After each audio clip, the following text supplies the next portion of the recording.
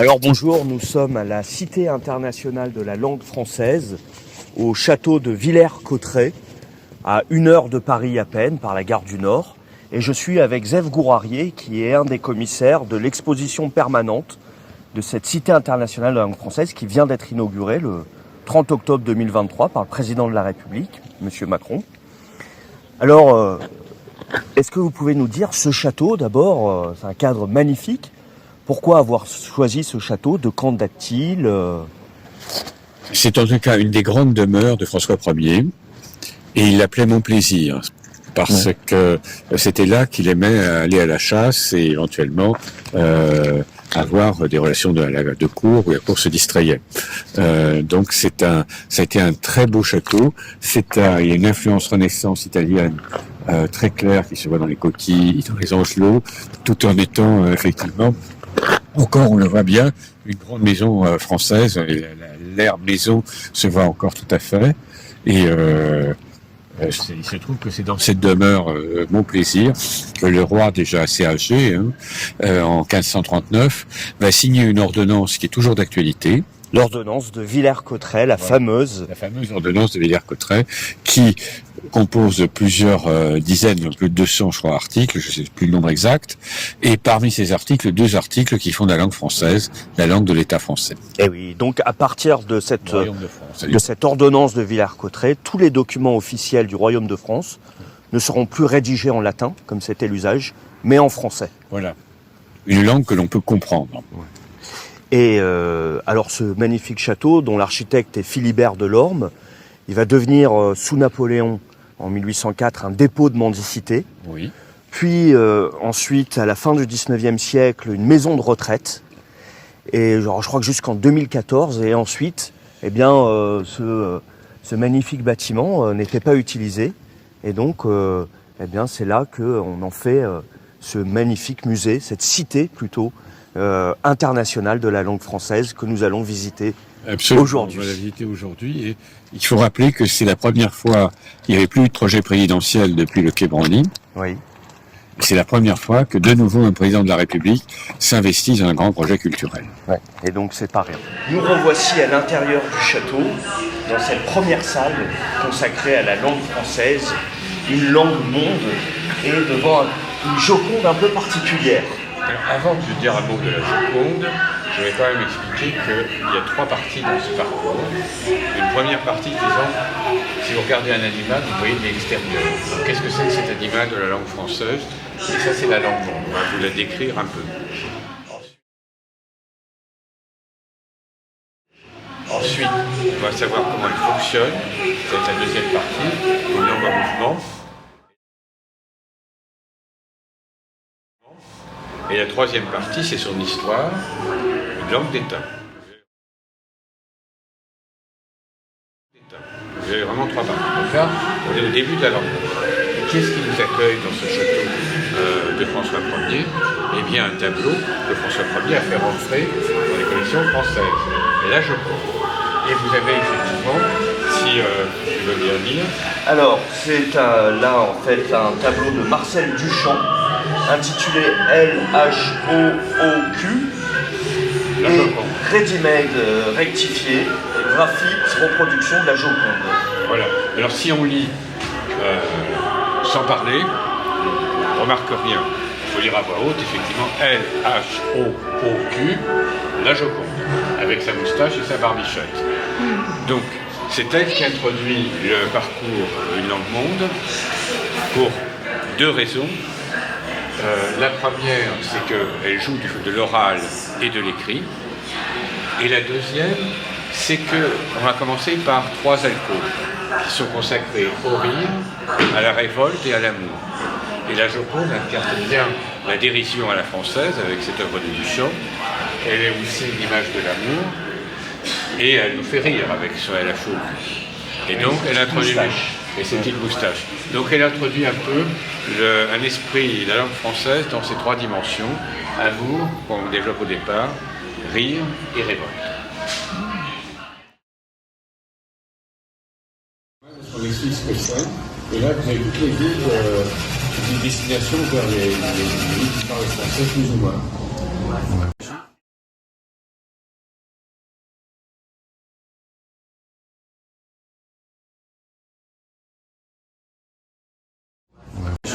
c'est d'abord une vraie bibliothèque où vous pouvez prendre des livres dans les deux sens du terme. C'est-à-dire que vous pouvez en prendre un, effectivement il est visage, tous les fleuves vont à la mer, le lire et éventuellement l'emporter.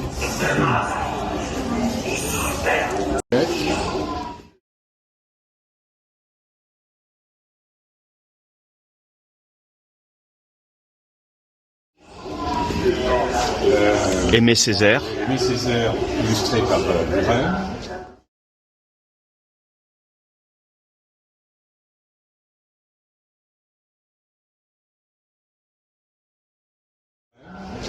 Et Gao Xingqiang, une œuvre de Gao Xingqiang qui en même temps un prix Nobel de littérature.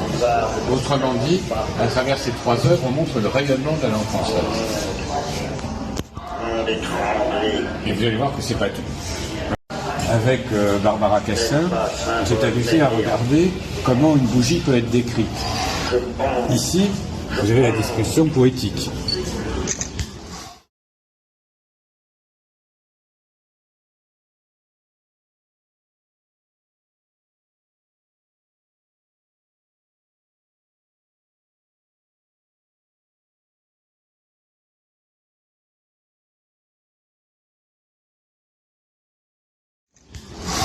Là, la discussion en romancier.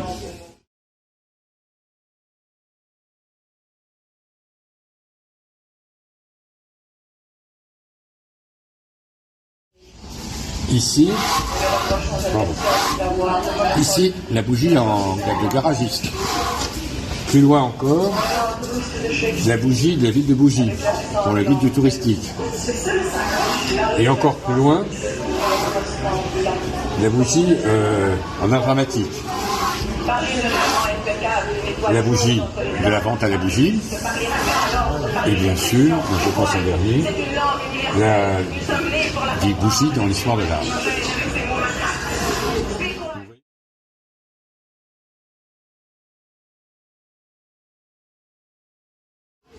Vous voyez les différentes versions. Et vous pouvez vous amuser, vous avez des jeux, vous pouvez vous amuser autour de cette bibliothèque énormément. Chose extraordinaire de la bibliothèque magique, les fables de La Fontaine qu'on a donné à illustrer à des artistes des 4 coins du monde. Ici, par exemple, l'Afrique.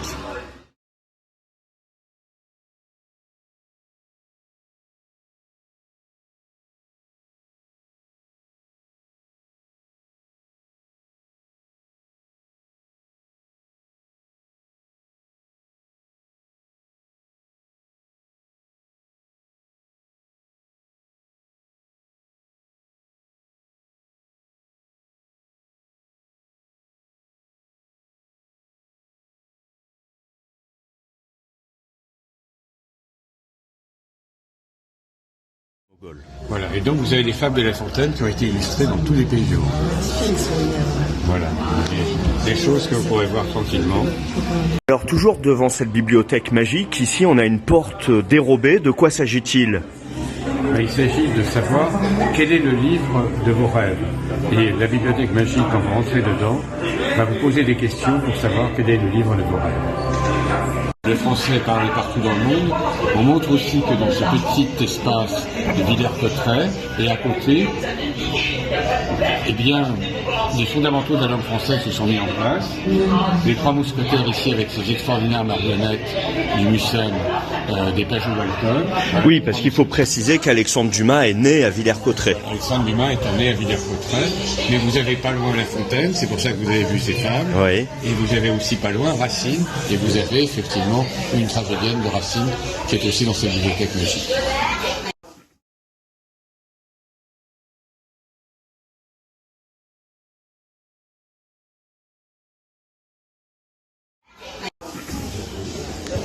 Donc cette deuxième salle du parcours est consacrée au rayonnement de la langue française. Rayonnement que l'on voit sous plusieurs aspects. À travers les écrans, le choix du français par des personnes qui ne sont pas nées ou francophones.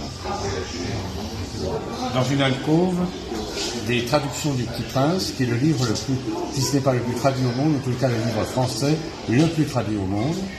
Et derrière moi, vous avez toutes sortes d'objets qui correspondent à des mots que le français a donnés aux autres langues. Et le français est la langue qui est donnée aux autres langues le plus de mots.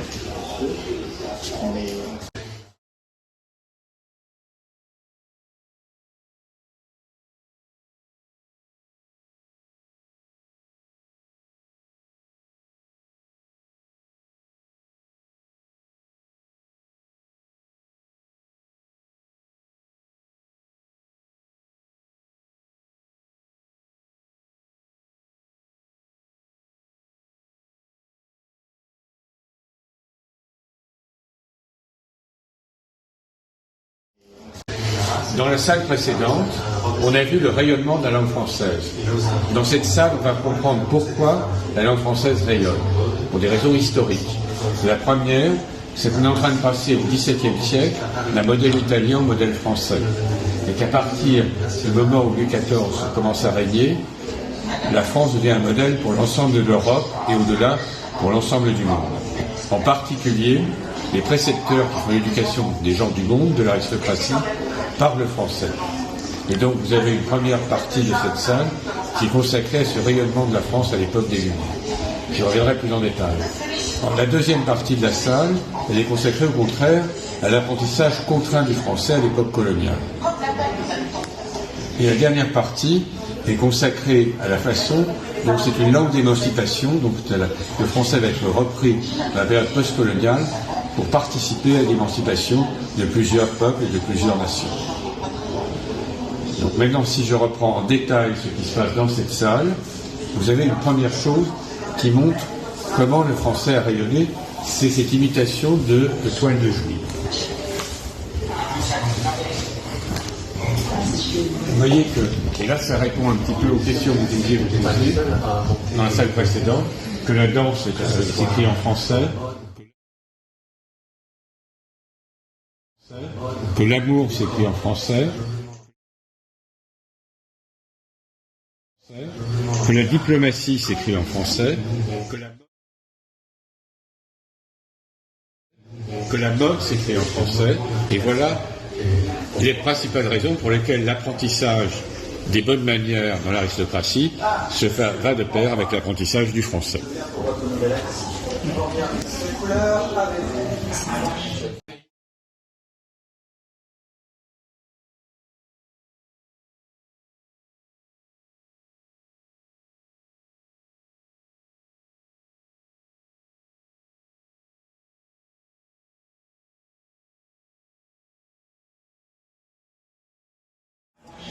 Ici, inspiré des panoramas de Carpenter, une présentation du premier francophone qu'est Casanova, qui naît à Venise par l'envahissien, qui va apprendre le français dans les salons libertins et écrire ensuite sa vie, à la fin de sa vie, ses mémoires en français. Entre-temps, il va aller dans toutes les cours d'Europe, et donc là, vous le voyez à la fin de sa vie, en train de dicter ses mémoires en français. Et donc, on va suivre à travers Casanova le rayonnement du français dans la France des Lumières. Donc on va quitter cette salle consacrée au rayonnement des Lumières avec Rivarol, qui a écrit un essai sur l'universalité de la langue française et qui veut convaincre effectivement que la langue la plus universelle, celle qui exprime le mieux les idées, qui exprime le mieux les choses, c'est le français. Bien entendu, c'est lui qui le dit, c'est pas la cité. C'est un moment où la France est très élevée. On peut dire qu'on quitte les Lumières, effectivement, parce que Rivarol ne s'est pas distingué par son amour des Lumières. C'était un contre-révolutionnaire assez célèbre.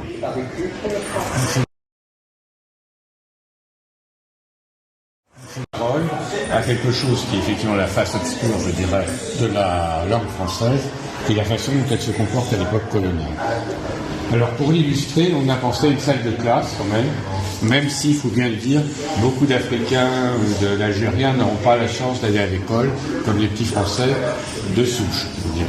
Mais quand même, on voit ici des photos, vous voyez, on voit l'apprentissage du français.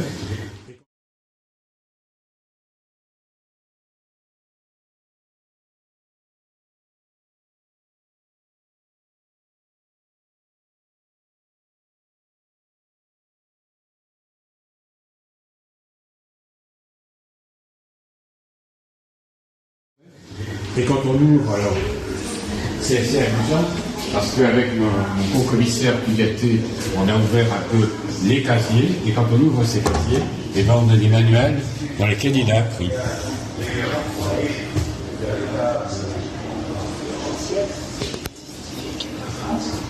Excellent travail. Félicitations. Ah oui, avec des copies d'élèves de l'époque. Voilà, des copies d'élèves, des livres d'élèves, et même, je vais vous montrer, surprise, dans la catégorie j'ai pensé aux enfants dissipés.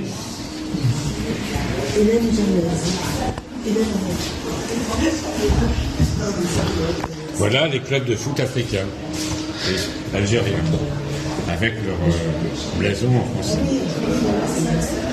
Parce qu'avec la colonisation, il y a aussi La diffusion de modèles culturels, et donc en particulier, notamment le sport. Ouais. non, il y a des buvards. Et des bons points, moi je trouve que c'est le meilleur. D'accord. Voilà, ça c'est une des idées, c'est ça que j'ai servi un peu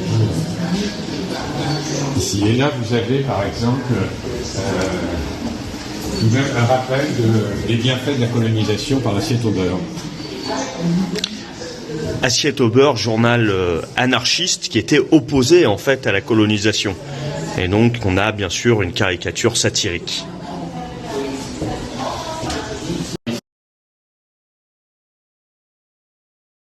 Ici, une statue de Jules Ferry, qui est effectivement le père de l'école laïque et obligatoire. Et gratuite. Et gratuite, mais aussi un ardent défenseur de l'empire colonial.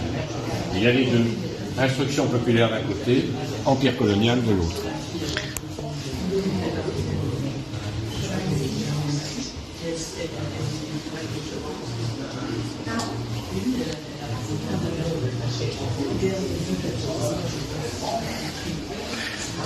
Donc c'est un monument qui se trouve à Saint-Dié-des-Vosges, ville dont il est originaire. Il faut plus vite, c'est une langue d'émancipation. Et pour bien vous dire que c'est une langue d'émancipation, c'était bien assez que vous écrivez, j'écris en français pour dire aux Français que je ne suis pas français. Voilà, c'est une langue d'émancipation. Y compris donc l'émancipation coloniale. Voilà, l'émancipation De la colonisation, bien sûr.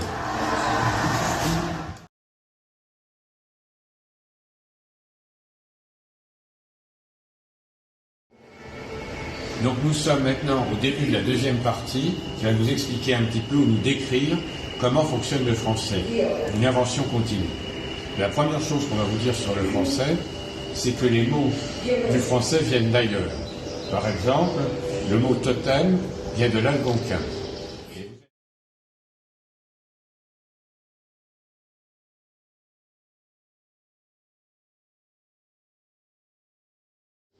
Et vous avez ici 12 objets que j'ai choisis et j'espère très beaux, qui incarnent ces mots que le français a empruntés à d'autres langues. Donc le totem, les avatars,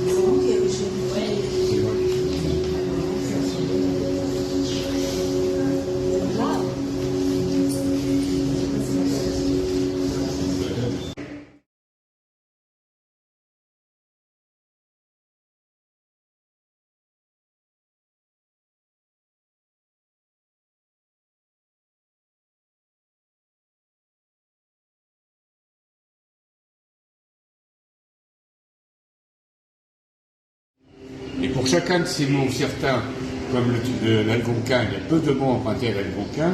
Par contre, avec cette maquette du Titanic, beaucoup de mots qui sont empruntés à l'anglais. Paquebot vient de paquet boat, des paquets boats qui faisaient le tour de l'Atlantique. Et si vous rentrez sous le dôme, qu'est-ce que vous allez voir?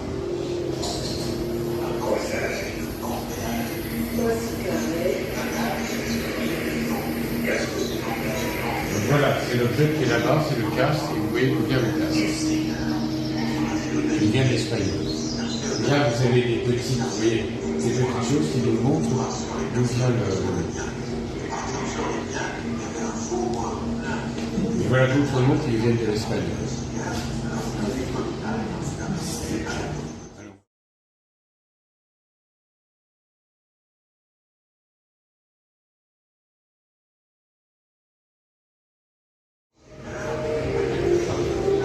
Paquebot. Voilà. Donc là, vous voyez l'intention aussi pour les jeunes élèves d'avoir des choses qui leur sont familières.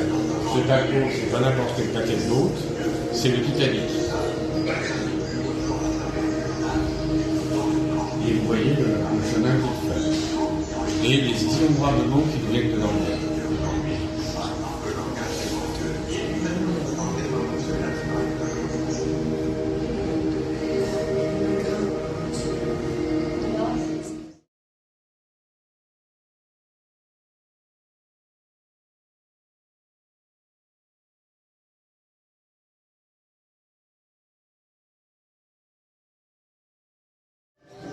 Alors ici, on rentre dans une alcôve un peu sombre et qu'est-ce qu'on a dans cette pièce? Donc dans cette pièce, on va savoir comment le français a été prononcé dans son évolution de la prononciation.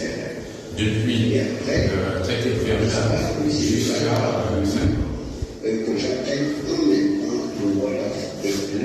avec des très longs textes.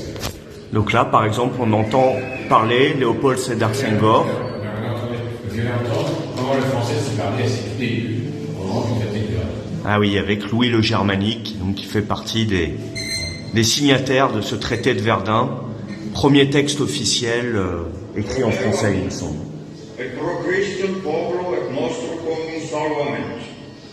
Distiam avant, in quam Deus avere poder venunt, sis operaio, sis mon frater Carlo, et in aiuta, et in casuna cosa, sicum un perdere su frater salva gift, in ovide miatro si facit.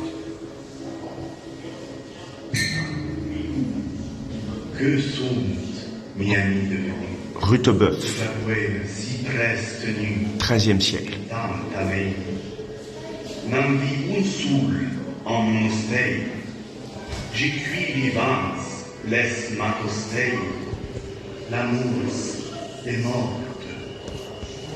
Ce sont amis que van emporte, et ils van tuer devant ma porte. C'est s'emporta. Jeanne d'Arc, 15e siècle.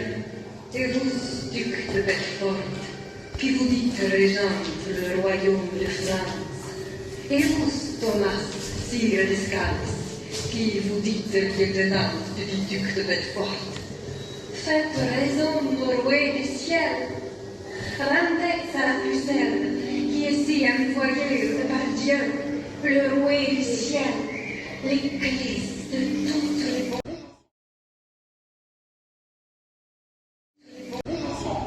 Vas-y sans crainte, il éclaire ton esprit des lumières du sein. C'est pas la définition, c'est juste une dictée. Alors certains mots de cette dictée nécessitent un S final. Alors où est-on ici? Voilà, donc ici on est sur la norme et l'usage, et dans une cité internationale de la langue française, on attend une dictée. Elle est ici, et selon qu'on pense à une orthographe ou à une autre, on se met d'un côté ou de l'autre de cette ligne. Si vous pensez qu'il n'en faut pas, Par exemple, apprends avec un S ou sans S. Moi je dirais avec un S. On va mettre ce côté-là. bon, allez, on se positionne avec un S ou sans S. Si, c'est avec un S à droite. Bravo à ceux qui se sont placés à droite. Le mot apprend s'écrit bien avec un S.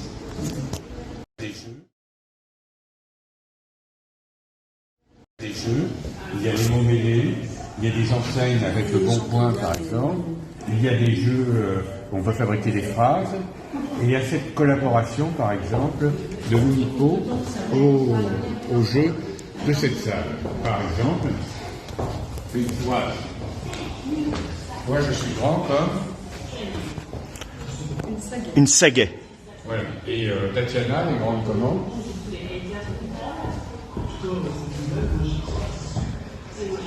Une sagaie aussi. Oui, alors là, moi je suis plutôt grand comme une perche. Ah. Et Je crois qu'on va pas trouver une armoire à glace. si, je crois qu'elle est là, mais elle ne peut pas prendre. Voilà, donc vous avez plusieurs jeux ici auxquels vous pouvez vous amuser autour de la langue française. Ah, une roue de charrette. Voilà.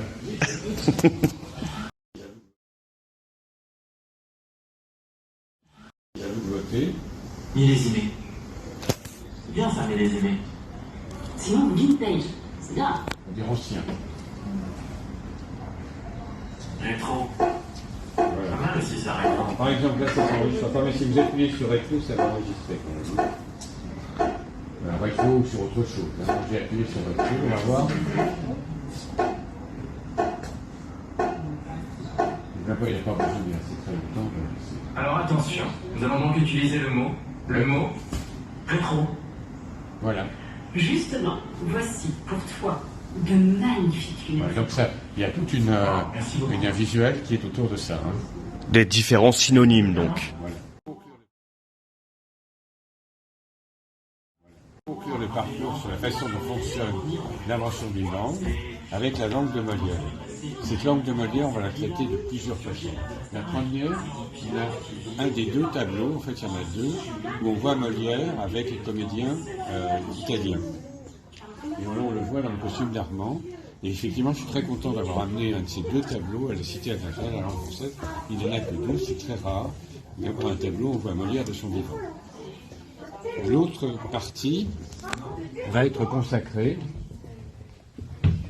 on peut s'asseoir là, à la façon dont Molière emploie plusieurs langues, la langue des médecins, la langue des paysans, la langue des juristes, etc. Donc vous allez voir, dans les comédiens de la Comédie Française, comment se prononce la langue Molière. La belle chose de vouloir se piquer d'un faux honneur d'être fidèle, de s'ensevelir pour toujours dans une passion, et d'être mort dès sa jeunesse à toutes les autres beautés qui nous peuvent frapper les yeux. Non, non, la constance n'est bonne que pour des ridicules. Toutes les belles ont droit de nous charmer. Vois-tu, ça n'est ni bio ni honnête de n'aimer pas les gens qui nous aimons. Mais mon Dieu, je t'aime aussi. Tu m'aimes d'une belle dégaine. Comment veux-tu donc qu'on fasse?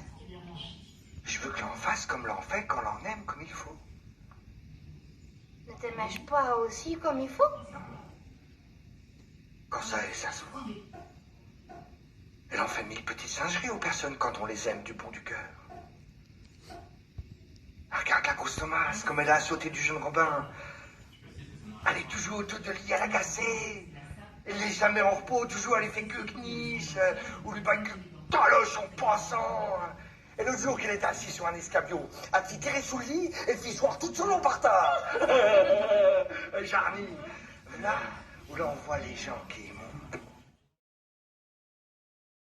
Alors maintenant, nous entrons dans la dernière partie de ce parcours de l'aventure du français, où on va avoir une affaire d'État. Et ceci, on va remonter le temps, depuis la loi Toubon jusqu'à l'ordonnance de Villiers-Cotterêts, puisqu'on va finir par l'avoir, cette ordonnance, qu'a signée François Ier. Et donc, on va avoir trois grandes salles. Une salle où le français se bat avec l'anglais, c'est aujourd'hui, c'est Toubon, et c'est la loi Toubon. Une salle où le français essaie d'avoir la suprématie sur les langues locales et régionales. Et une salle où le français s'anoblit, juste avant qu'on arrive à la Villiers-Cotterêts. La langue de la République. Au cœur de cette salle, il y a cette loi qui tourne, sur l'article 2, la langue de la République est le français, et on voit bien que ça reprend à longue distance l'ordonnance de Villers-Cotterêts.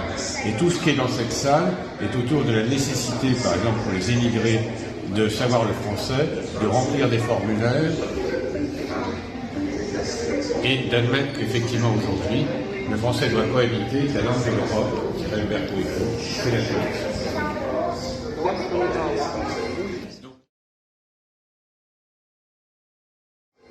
Donc là, on est sur le défi de la pluralité des langues et la façon dont le français s'impose.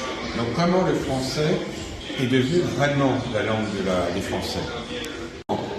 Avec, dans la France d'Ancien Régime, beaucoup de Français ne parlent pas français, mais le français pénètre pourtant par deux moyens, les placards, les écrits officiels, et puis la Bibliothèque bleue qui diffuse très largement à partir de la fin du XVIe siècle, et pendant tout le XVIIe et XVIIIe siècle, toutes sortes d'ouvrages dans tous les foyers qui sont écrits en français. Ce qui veut dire qu'il y a pas mal de Français qui savent lire et écrire, au moins pour lire aux autres, à la veillée, ce qui est marqué dans ces littératures. Donc, une longue diffusion du français. 2, arrive la Révolution française. Et un esprit très ouvert, comme celui de l'abbé Grégoire, dont on a le buste, l'esclavage qui va permettre à tous les Français juifs, par exemple, de connaître l'émancipation, va tourner à écrire un pamphlet, une ordonnance disant que, enfin un écrit en tout cas juridique, disant qu'il souhaite l'abolition des patois. Pourquoi souhaite-t-il l'abolition des patois? Parce qu'il souhaite qu'il n'y ait qu'une seule mesure, le mètre, qu'un seul poids, le kilo, et une seule façon de parler français, le français. Du coup, cette attitude des révolutionnaires de vouloir qu'il y ait en France qu'une seule langue qui soit parlée, le français, va faire naître une opposition. Et c'est la dernière partie ici, avec des marionnettes, mais c'est que la Commedia dell'arte, comme beaucoup d'autres pièces, est interprétée par des arlequins, des polichinelles, etc. Eh bien, Guignol, pour les Canuts lyonnais, va remplacer arlequin ou polichinelle, il va se faire l'avocat du peuple, et va parler la langue des Canuts. Du coup, ça va être vrai pour Barbizier, et pour Lafleur, et pour bien d'autres personnages qui vont être désormais les héros des théâtres populaires. Et un film comme Bienvenue chez les Ch'tis reprend cette idée que la France d'en bas ne parle pas le même langage que la France d'en haut.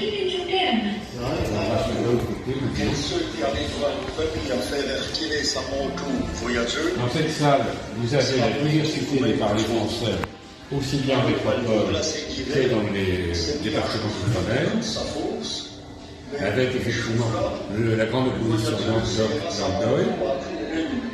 Et enfin, pour conclure cette salle, il y a un tableau de Félix Samba, des tours de Babel, qui montre qu'effectivement en Afrique, on a séparé en deux les gens qui parlaient la même langue, et on a rassemblé des gens qui parlaient des langues différentes.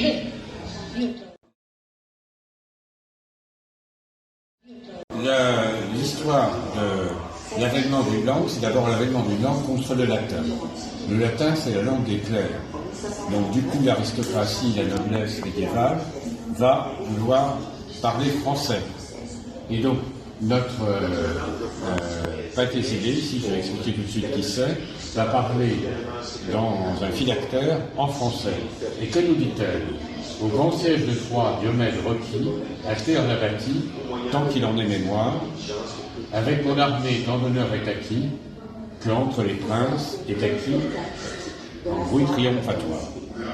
Donc voilà une dame qui affirme ses hauts faits d'armes, ce qui va tout à fait dans le sens de la courtoisie, des romans courtois. Elle fait partie en fait d'un ensemble de 9 preuses qui répondent aux 9 preuves à la fin du XIVe siècle. On est à ce moment-là au moment où il y a la querelle de la rose de Christine de Pisan, et effectivement, Laërce, qui publie qui décrit cette histoire des 9 preuses, s'inscrit en faux et explique que les femmes sont au moins aussi courageuses que les hommes, voire plus. Et donc, ça fait partie du courant de cette polémique sur le statut des femmes dans la société à la fin du XIVe, début du XVe siècle. Dont vous allez nous parler dans une conférence sur d'arrêt d'histoire. Voilà. Et donc là, c'est vrai que je me suis attaché à cette dame, parce qu'elle ennoblit doublement la langue. D'une part, elle parle français, elle exprime le langage de la noblesse, et d'autre part, elle me dit qu'elle a triomphé à Troyes. Or, à l'époque où on tisse cette tapisserie un petit peu plus tard, François Ier commande à Ronsard la Franciade, dans laquelle Ronsard explique que la dynastie française vient de Francion, qui a quitté Troyes, et donc la dynastie française se donne des origines troyennes. Donc on est vraiment dans un premier moment d'anoblissement de la langue, avec une résurgence limite des Amazones, puisque Pentésilée est reine des Amazones. Et je vais vous poser la question, connaissez-vous une autre reine des Amazones qui aujourd'hui, de nouveau, triomphe? Hippolyte. Ah, celle dans le film Claude Lescure. Oui, Wonder Woman. Wonder Woman. Wonder Woman. Et là, je pense qu'on aura enfin la bande dessinée de Wonder Woman à côté, parce que de même que Pentésilée vient au secours des Troyens contre les Grecs, de même, Wonder Woman vient au secours des Français contre les Allemands pendant la Première Guerre mondiale, et c'est écrit par hasard en 1943, à un moment donné où l'Amérique est de nouveau en guerre. Alors ici, on est au centre de la pièce. Cette salle sur l'avènement d'une langue, et on a des livres, on a un buste de Louise Labbé, grande poétesse du Moyen-Âge. Poétesse de la Renaissance. Pardon. Et puis, on a des petits livres. Alors, pourquoi on a tous ces objets ici au milieu de cette salle? C'est que l'avènement d'une langue, c'est la transcription de la Bible dans la langue vernaculaire. Ici, la Bible d'Olivetan. C'est aussi l'usage de l'imprimerie pour la langue française. Et c'est enfin la défense et l'illustration de la langue française, le moment où les poètes essayent de donner par leur poésie autant de noblesse à la langue française que d'autres écrivains ont donné à la langue latine puis à la langue italienne. Et donc vous avez ce magnifique buste de Louise Labbé qui, à côté de Pentésilée, montre la part féminine apportée à la langue française. Avec ce magnifique portrait du cardinal de Richelieu par Philippe de Champaigne, qui nous rappelle qu'il est le fondateur de l'Académie française du temps de Louis XIII. Et on a derrière l'épée des académiciens. L'épée de pas n'importe quel académicien, l'épée d'académicien d'Alain de Pau. Ah. Et le facsimilé de l'Académie française.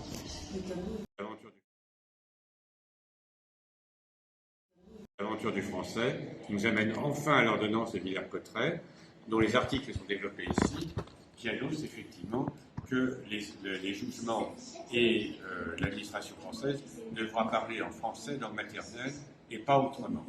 L'ordonnance de Villers-Cotterêts, vous avez l'original ici.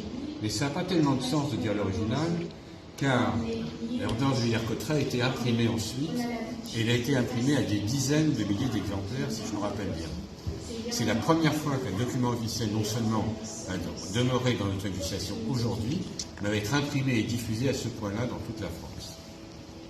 Et donc là, vous avez le buste de François Ier, et face à cette ligne centrale, vous avez d'un côté des exemples de pays où le français n'est pas la seule langue officielle.